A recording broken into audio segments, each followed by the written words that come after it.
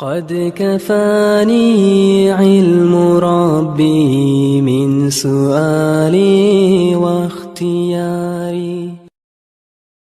Orang yang bersolawat dapat rahmat dari Allah. Orang yang bersolawat kelak tempatnya paling dekat dengan Rasulullah nanti di hari kiamat. Orang yang banyak bersolawat akan mendapatkan syafaat daripada Rasulullah Sallallahu Alaihi Wasallam. Orang yang memperbanyak solawat, hajat-hajatnya dikabulkan. Kalau kesusahan, diberikan jalan keluar sama Allah. Berkatnya solawat.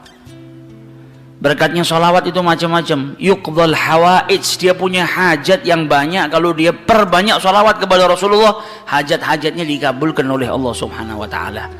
Sehingga dalam hadisnya banyak Nabi mengucap aktsiru, perbanyaklah solawat. Yang paling dekat dengan kau kelak di hari kiamat adalah yang paling banyak bersolawat saat di dunia. Para ulama menjelaskan al-iktsar, memperbanyak solawat itu paling sedikit dari kategori perbanyaklah solawat. Minimal kau baca 300 kali solawat dalam sehari semalam, jangan kurang, supaya bisa masuk dalam kategori orang yang memperbanyak solawat kepada Rasulullah Sallallahu Alaihi Wasallam. Apalagi di zaman-zaman seperti ini kita sudah harus lebih banyak bersolawat, dan solawat itu zikir. Al-Imam Abdullah bin Abil Haddad mengatakan Allah itu tahu manusia itu gampang bosenan, makanya Allah Subhanahu Wa Taala memberikan ketaatan itu macam-macam bentuknya. Zikir pun macam-macam, ada astaghfirullah, ada kalimat tauhid la ilaha illallah, ada tasbih, ada tahmid, ada solawat. Karena manusia itu punya tabiah bosen, malal. Kalau zikir itu cuma satu, ditakutkannya nanti sumpek, bosen. Kalau bosen akhirnya dia nggak memperbanyak. Tapi ketika ada banyak macam ketaatan, engkau bisa taat dengan sholat, engkau bisa taat dengan berzikir, engkau bisa taat dengan Allah Subhanahu Wa Taala dengan bersedekah. Macam-macam taat, macam-macam zikir ini menjadikan supaya kita tidak putus untuk ingat kepada Allah Subhanahu Wa Taala. Jangan sampai bosan. Pada dasarnya manusia itu cepat bosan, tapi bukan berarti terus saya bosan dengan istighfar, saya tak ganti ini. Jangan gantinya kita karena bosan, tapi diselang-seling supaya kebosanan tadi tidak timbul. Nah, salah satu yang harus kita perbanyak nanti di bulan Rabiul Awal, bahkan di hari-hari lainnya kalau bisa, yaitu sholawat kepada Rasulullah Sallallahu Alaihi Wasallam. Khususnya di zaman fitnah seperti ini, kita butuh banyak sholawat supaya dapat rahmat dari Allah Subhanahu Wa Taala, supaya kita diberi keselamatan oleh Allah Subhanahu Wa Taala, dan manfaatnya sholawat banyak sekali. Sehingga diceritakan dulu ada satu orang punya utang 500 dinar. Dia punya utang banyak sama orang, kemudian datang waktunya semua pada nagih, maka dia kebingungan, nggak punya uang. Akhirnya dia pergi ke salah seorang saudagar, dia pinjam uang 500 dinar. Diberikan sama saudagar tadi. Sebelum diberikan ditanya, kapan mau kau kembalikan uang ini? Maka dia berkata, insya Allah di tanggal sekian saya kembalikan.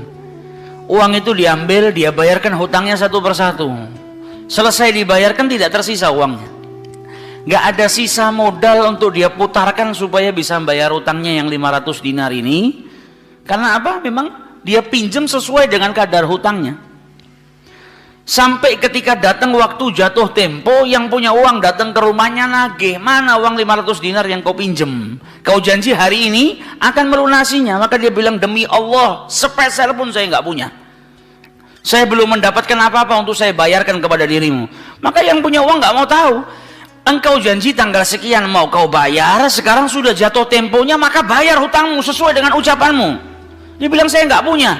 Kalau begitu ayo pergi ke Qadhi, pergi ke hakim. Nggak benar ini perbuatanmu. Maka yang ngutang tadi dibawa sama yang punya uang ke hakim. Diceritakan perkaranya, ditanya sama hakim, kenapa tidak kau bayar hutangmu? Bukankah engkau berjanji hari ini akan melunasinya? Dia bilang, iya saya berjanji, tapi saya nggak punya uang. Saya bukan pengkhianat, bukan orang yang mau berdusta. Kalau berdusta saya akan bilang saya nggak punya uang. Nggak ada perjanjian di sini, nggak ada bukti. Tapi saya ngaku kalau saya punya utang dan hari ini saya nggak punya uang untuk saya bayarkan.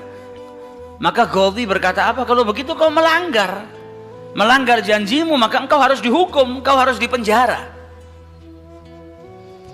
Maka yang utang tadi bilang apa? Kalau begitu ya sudah. Kalau memang hukumannya saya harus dipenjara karena saya nggak bayar utang, ya sudah saya terima.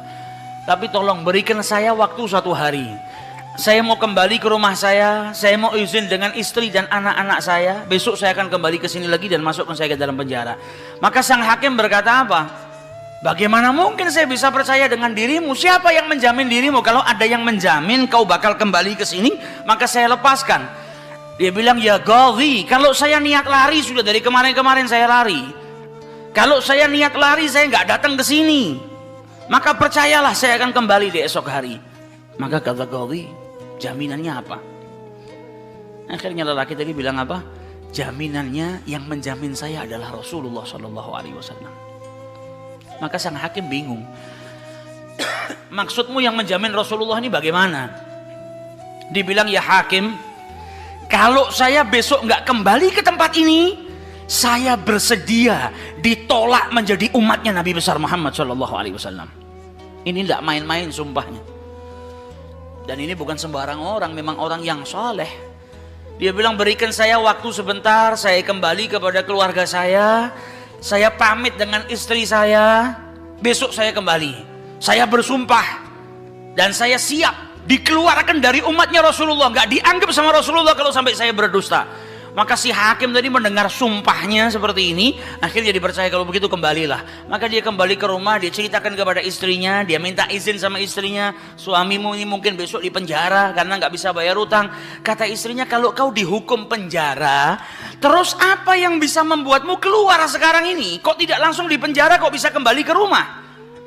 Kata suaminya, karena saya mendapatkan jaminan. Dari siapa? Dari Rasulullah. Dia ceritakan, saya bersumpah kalau saya nggak kembali di esok hari, saya rela tidak dianggap sebagai umatnya Rasulullah SAW. Maka istrinya berkata, selagi engkau ini mendapat jaminan dari Rasulullah atau kau menjaminkan Rasulullah SAW, maka ayo kita perbanyak sholawat. Semoga Nabi besar Muhammad SAW benar-benar menjamin dirimu. Karena sholawat itu manfaatnya besar. Sholawat ini berkahnya luar biasa. Maka si suami sama si istri kemudian diperbanyak sholawat, membaca sholawat yang sangat banyak sampai mereka akhirnya tertidur. Yang laki yang punya utang tadi ketika tidur mimpi berjumpa dengan Rasulullah SAW. Dan Nabi dalam hadisnya telah bersabda, man ra'ani fakat ra'ani haqqa. Siapa yang mimpi berjumpa dengan diriku, maka sesungguhnya itu aku. Karena syaitan gak bisa menyerupai Nabi besar Muhammad SAW. Dan orang yang dalam hatinya ada mahabbah, orang yang rindu, orang yang membersihkan dirinya, orang yang memang benar-benar ingin berjumpa dengan Rasulullah SAW, akan diperjumpakan oleh Allah Subhanahu Wa Taala dalam mimpinya ataupun dalam keadaan yaqdhatan. Karena Nabi pun menjelaskan ada orang-orang yang bisa melihat Rasulullah SAW dalam keadaan sadar. Sebagaimana dulu diriwayatkan ada seorang santri kepingin ketemu sama Rasulullah, pingin mimpi. Tanya sama gurunya, sama kiainya, ajarkan kepadaku caranya mimpi ketemu Rasulullah itu bagaimana. Kata kiainya, apa gampang. Nanti malam kau makan ikan asin yang banyak, setelah makan jangan minum, kau tidur. Maka dia bingung, apa hubungannya ikan asin dengan mimpi ketemu Rasulullah? Praktekkan. Ini kiai mau mendidik santrinya yang betul-betul kepingin berjumpa dengan Rasulullah, pingin mimpi dengan Rasul SAW. Maka malam hari datang, dia makan ikan 1 piring, setelah itu nggak minum, tidur. Bangun tidur dia pergi ke gurunya, marah, mana saya nggak ngimpi ketemu Rasulullah. Kata gurunya, apa yang kau impikan? Kau mimpi ngelihat apa? Kata santri tadi, saya mimpi ngelihat laut, ngelihat sungai, ngelihat hujan, ngelihat air terjun. Kata gurunya, karena sebelum tidur yang kau rindukan adalah air. Kau makan ikan asin sehingga kau kehausan. Yang kau rindukan dan kau dambakan air. Maka apa yang kau rindukan dan apa yang kau dambakan datang dalam mimpi. Coba setiap kali kau tidur kau rindu dengan Rasulullah. Coba setiap kali kau tidur kau ingin sekali dan minta sama Allah Subhanahu Wa Taala agar diperjumpakan dengan Rasul SAW. Maka kau akan diperjumpakan dengan Nabi besar Muhammad SAW. Nah, ini yang diajarkan sama para ulama. Ini yang punya utang dari mimpi ketemu Rasulullah SAW. Dalam mimpinya apa kata Rasulullah? Kau jangan takut, jangan gelisah. Orang yang mahabbah, baca sholawatnya bukan sekedar baca, tapi baca dari lubuk hatinya, baca dengan penuh kecintaan. Mimpi berjumpa dengan Rasulullah dan berkahnya sholawat tadi bisa menyelamatkan orang. hajat-hajatnya bisa dikabulkan, dapat pertolongan dari Allah Subhanahu wa taala. Maka dalam mimpinya Rasulullah bilang apa? Besok pagi kau pergi, idhab ilal wali, pergi ke gubernur di tempatmu itu, bilang sama gubernur tadi, Rasulullah mengucapkan salam kepadamu, dan sampaikan kepada si gubernur, kalau setiap hari dia bersolawat kepada Rasulullah sebanyak 1000 kali, itu solawatnya sampai kepada Nabi Muhammad. Dan sampaikan kepada si gubernur, tadi malam dia itu kebingungan, baca solawat sudah 1000 atau belum, ada salah dalam menghitung sehingga dia itu gelisah, saya sudah 1000 atau belum. Maka sampaikan kepada gubernur itu bahwasanya sholawatnya sudah sampai 1000, jadi dia nggak perlu gelisah. Bangun dari tidur, dia mau kembali ke Ghazi, tapi sebelumnya dia pergi ke wali, pergi ke gubernur tadi. Sampai di rumahnya gubernur, dia sampaikan, wahai wali, wahai gubernur, Rasulullah menitipkan salam kepadamu. Kaget dia. Orang yang selama ini dia sholawati, gubernur ini gubernur yang cinta kepada Rasul Sallallahu Alaihi Wasallam, tiba-tiba ada orang yang datang bawakan salam dari Rasul Sallallahu Alaihi Wasallam. Nabi Muhammad berkata kepadamu, wahai gubernur, sholawatmu yang kau baca 1000 kali setiap hari sampai kepada Rasulullah. Dan tadi malam ketika engkau kebingungan sholawatmu itu sudah 1000 atau belum, ternyata sudah 1000. Nabi ngabarkan kau jangan takut, jangan gelisah, karena sholawatmu seperti biasa, istiqomah kau baca, jumlahnya sudah 1000. Dan Nabi Muhammad minta engkau bantu diri saya untuk melunasi hutang. Maka saking gembiranya dapat salam dari Rasulullah, dapat kabar kalau sholawatnya yang selama ini dia baca sampai kepada Rasul Sallallahu Alaihi Wasallam. Ditanya utangmu berapa? 500 dinar. Diambilkan 500 dinar dari Baitul Mal. Setelah itu diambilkan lagi 2500 dinar dari uang pribadinya. Ini hadiah buat dirimu karena kau datang bawa kabar gembira kepadaku, yaitu Rasulullah Shallallahu Alaihi Wasallam mengucapkan salam kepadaku. Mahabbah. Kita belum tentu, kalau mungkin andai ada orang yang mimpi berjumpa dengan Rasulullah, kemudian Nabi mengucapkan salam kepada kita, belum tentu kita bahagia sampai bisa mengeluarkan harta seperti itu. Tapi orang-orang yang mahabbah, kecintaannya sama Rasulullah luar biasa. Maka dia pulang dari rumahnya si gubernur tadi bawa uang 3000 dinar. Utangnya cuma 500 dinar. Berkat sholawat dia bisa melunasi hutangnya. Maka dia pergi ke rumah qadhi, sebagaimana janjinya dia akan kembali. Dia ketuk pintu rumah qadhi, maka qadhi tadi ketika buka pintunya langsung memeluk orang tersebut, nangis yang luar biasa dan berkata apa? Alhamdulillah, berkat dirimu tadi malam saya mimpi ketemu Rasulullah Sallallahu Alaihi Wasallam. Kata Rasulullah apa? Kalau engkau membantu orang yang punya utang itu untuk melunasi hutangnya, maka aku akan membantumu kelak di hari kiamat. Diambilkan uang 500 dinar diberikan kepada orang tersebut. Sampai Ghazinya pun diimpiin sama Rasulullah Sallallahu Alaihi Wasallam. Keluar dari rumahnya Ghazi bawa uang berapa? 3500 dinar. Dia pergi ke tempat orang yang dia utangi mau bayar utangnya. Ketika sampai di rumah orang tersebut, orang yang dia utangi tadi sudah berada di depan rumah nunggu kedatangannya. Ketika ini yang punya utang datang, langsung dipeluk, dicium, sambil menangis mengucapkan terima kasih, berkat dirimu tadi malam saya mimpi ketemu Rasulullah. Kata Rasulullah, kalau kau bebaskan utangnya fulan, kelak kau akan aku bantu, aku berikan syafaat kepadamu di hari kiamat. Utangmu jangan dibayar, dan ini ada hadiah untukmu 500 dinar.